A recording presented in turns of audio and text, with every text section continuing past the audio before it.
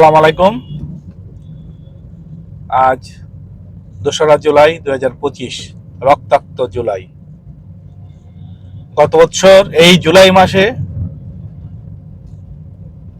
বাংলাদেশের শাসন ব্যবস্থার উপর আঁকড়ে বসা আওয়ামী লীগ নামক দানব আন্দোলনরত ছাত্র জনতার উপর নির্মম মানবতা বিরোধী হত্যাকাণ্ড চালিয়ে নিজেদের শাসন কর্তৃত্ব বজায় রাখার সর্বোচ্চ চেষ্টা চালায়, কিন্তু শেষ পর্যন্ত ছাত্র জনতার আন্দোলন, অগণিত রক্তের বিনিময়ে আওয়ামী লীগ নামক দানব বাংলাদেশের শাসন ব্যবস্থা হতে হারিয়ে যায়।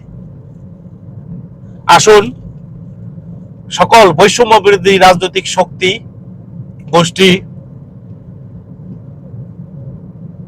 ক্ষমতা দ্বন্দ্ব না করে